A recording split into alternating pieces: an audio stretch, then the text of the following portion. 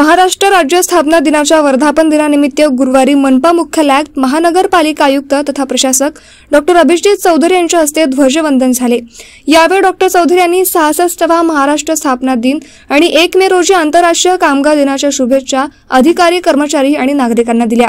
संयुक्त महाराष्ट्रासाठी ज्यांनी आपल्या प्राणांची आहुती दिली अशा हुतात्म्यांना आदरांजली वाहिली। महापालिकेला सेवा लोकाभिमुख आणि जागतिक दर्जाच्या करण्याचा प्रयत्न आहे असा विश्वास देखील त्यांनी यावेळी व्यक्त केला। यावेळी डॉक्टर अभिजित चौधरी म्हणाले की देशाच्या विकासात महाराष्ट्राचा मोठा वाटा राहिला आहे। देशाच्या स्वातंत्र्य लढ्यात अग्रणी राहिलेल्या महाराष्ट्राने स्वातंत्र्यानंतर देशाच्या उभारणीसाठी मोठे योगदान दिले आहे। देशाच्या अर्थव्यवस्थेत महाराष्ट्राची अर्थव्यवस्थाही मोठी राहिली आहे। भारताची अर्थव्यवस्था $5 ट्रिलियन दिशेने अग्रेसर होत आहे, तर महाराष्ट्राची अर्थव्यवस्थाही $1 ट्रिलियन दिशेने वाटचाल करीत असून यात नागपूरचा वाटा महत्त्वपूर्ण राहणार असल्याचे त्यांनी यावेळी सांगितले। राज्याच्या सर्वच क्षेत्रात नागपूरचे भरपूर योगदान राहिलेले आहे। राज्याचे ग्रोथ सेंटर म्हणून नागपूर शहर विकसित झाले आहे।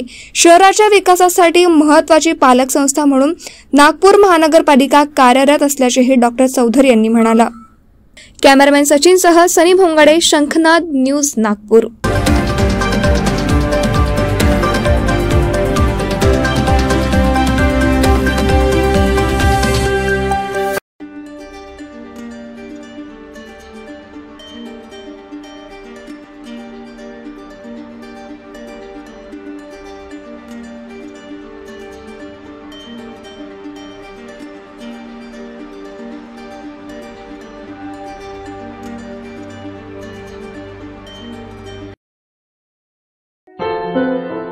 क्या हुआ बहू? माँ, पाइल्स की बहुत तकलीफ हो रही है। तो तुम गुदरोग सर्जन के पास क्यों नहीं गई? देखो, जैसे हार्ट के लिए हार्ट स्पेशलिस्ट, ब्रेन के लिए ब्रेन स्पेशलिस्ट, तो पाइल्स के लिए पाइल्स स्पेशलिस्ट क्यों नहीं? स्त्री हो या पुरुष, टॉयलेट में तकलीफ केवल पाइल्स ही नहीं और भी कई प्रकार के गुदरोग तथा कैंसर भी हो सकता है। इसीलिए इसकी प्रत्यक्ष जांच जरूरी है।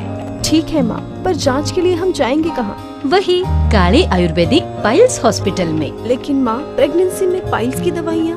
प्रेगनेंसी में आयुर्वेदिक दवाइयाँ सुरक्षित होती है। जनहित में जारी। काले आयुर्वेदिक पाइल्स हॉस्पिटल, औषधि चिकित्सा तथा सर्जरी ट्रीटमेंट उपलब्ध। हमारा पता उमरेड रोड, दिघौरी बस स्टॉप के पास, नागपुर। अधिक जानकारी के लिए वेबसाइट पर जाएं kalepileshhospital.com।